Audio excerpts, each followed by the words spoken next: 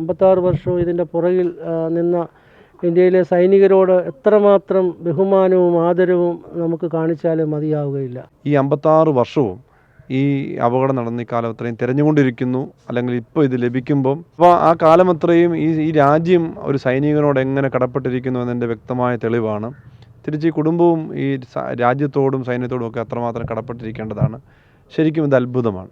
ഈ കാലം അത്രയും പ്രകൃതി ഈ ഇദ്ദേഹത്തെ സൂക്ഷിച്ചു വെച്ചിരുന്നു, ഇപ്പോൾ തിരിച്ച് ലഭിക്കുന്നു.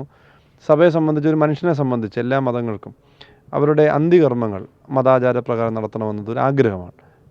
സാധിച്ചിരുന്നില്ല, സാധിക്കുമെന്ന് അറിയത്തില്ലായിരുന്നു. എന്നാൽ ഇപ്പോൾ നമ്മുടെ പ്രതീക്ഷ അദ്ദേഹത്തിൻ്റെ അന്ത്യകർമ്മങ്ങൾ നമ്മുടെ വിശ്വാസം അനുസരിച്ച് ചെയ്യുവാനിടയാകും. അദ്ദേഹത്തിൻ്റെ പിതാവിൻ്റെ കല്ലറയിലാണ് അടക്കാനുള്ള ക്രമീകരണം ചെയ്യുന്നത്. അതും മറ്റൊരു ഭാഗ്യമാണ്.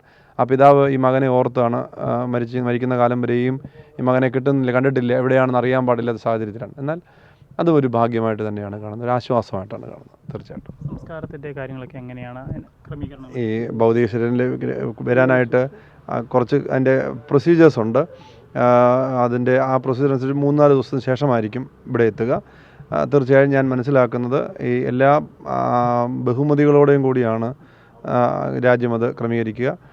നമ്മുടെ സഭയുടെ എല്ലാ ആദരവുകളോടെയും ബഹുമാനത്തോടെയും സഭയുടെ സംവിധാനങ്ങളിൽ എലന്തൂർ പള്ളി അദ്ദേഹത്തിൻ്റെ മാതൃഇടവകയിൽ പിതാവിൻ്റെ കല്ലറയിൽ എല്ലാ ബഹുമതികളോടെയും സംസ്കരിക്കാനുള്ള ക്രമീകരണം ചെയ്തു വരുന്നു.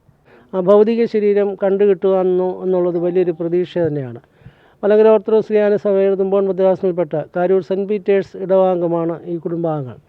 സൈനിക സേവനത്തിന് പോകുമ്പോൾ തന്നെ മാതാപിതാക്കന്മാർക്ക് വലിയ പ്രതീക്ഷയും രാജ്യത്തിനും വലിയ പ്രതീക്ഷ അർപ്പിച്ച ഒരു ഭാഗ്യവാനായ മനുഷ്യനായിരുന്നു. അപ്രതീക്ഷിതമായി മരണം വന്ന് നേരിട്ടെങ്കിലും അതിനുള്ളിൽ ആ വർഷങ്ങൾ കഴിയുമ്പോൾ ആ ഭൗതിക ശരീരം കിട്ടുമ്പോൾ കുടുംബാംഗങ്ങളെ സംബന്ധിച്ചോളം ഓർത്ത് പ്രാർത്ഥിക്കാനുള്ളൊരവസരം വലിയ ഓർമ്മകളാണ്. കുടുംബ സഹോദരങ്ങൾ, പിതാക്കന്മാരുടെ സഹോദരങ്ങളൊക്കെ രാവിലെയുള്ള ഇൻ്റർവ്യൂ ഒക്കെ കണ്ടു കഴിഞ്ഞപ്പോൾ ഒരുപക്ഷെ രാജ്യത്ത് തന്നെ ആദ്യത്തെ ഒരു സംഭവമായിരിക്കും.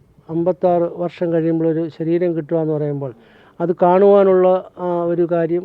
രാജ്യത്ത് ഇങ്ങനെയൊക്കെയുള്ള സൈനികർ ഇത്രയും വലിയ സേവനം ചെയ്യുന്നു. 56 വർഷവും ഇതിൻ്റെ പുറകിൽ നിന്ന ഇന്ത്യയിലെ സൈനികരോട് എത്രമാത്രം ബഹുമാനവും ആദരവും നമുക്ക് കാണിച്ചാലും മതിയാവുകയില്ല. അവരതിൻ്റെ പുറകിൽ നിന്ന് ഭൗതിക ശരീരം കണ്ടുപിടിക്കും. ഇതിൻ്റെ കൂടെ തന്നെ ഇനിയും കിട്ടുവാനായിട്ടുണ്ടെന്നുള്ളത് കേൾക്കുമ്പോൾ തന്നെ നടുങ്ങുന്നു. അപ്പോൾ മഞ്ഞിൻ്റെ അകത്ത് അത് സംരക്ഷിച്ച് ഇരിക്കുമ്പോൾ അത് കാണുവാനും സഭയെ സംബന്ധിച്ചോളം ഒരു വിശ്വാസികളുടെ ഒരു ദുഃഖത്തിൽ പങ്കുചേരുകയും ആത്മസന്തോഷം ഈ കുടുംബത്തിന് ഞങ്ങൾ പ്രദാനം ചെയ്യുകയാണ്. ദൈവം സമാധാനം കൊണ്ട് നിറയ്ക്കുവാൻ പ്രത്യേകമായിട്ട് പ്രാർത്ഥിക്കുകയും ചെയ്യുകയാണ്. ഞങ്ങളുടെ ഭദ്രാസനത്തിലെ ചുമതലക്കാരാണ് പ്രിയപ്പെട്ട ബിജു തോമസ് അച്ഛൻ്റെ ബന്ധു കൂടിയാണ്. ഐവാൻ കൗൺസിൽ അംഗമാണ്. പ്രിയപ്പെട്ട ആഷ്ലി അച്ഛനും ഞങ്ങളെല്ലാവരും വന്നിരിക്കുന്നത് ഈ ദുഃഖത്തിൽ. അഭിനന്ദനായ ഡോക്ടർ എബ്രഹാം മാർ സെറാഫീൻ തിരുമനസ്സുകൊണ്ട് ബറോഡയിലെ ഒരു കൂദാശയെ സംബന്ധിക്കാനായിട്ട് പോയിരിക്കുകയാണ്. തിരിച്ചു വരുമ്പോഴത്തേക്കുള്ള ക്രമീകരണങ്ങളൊക്കെ എല്ലാം ക്രമീകരിക്കുവാൻ തക്കവണ്ണമുള്ള നിർദ്ദേശവും നൽകിയിട്ടാണ് അദ്ദേഹം പോയിരിക്കുന്നത്.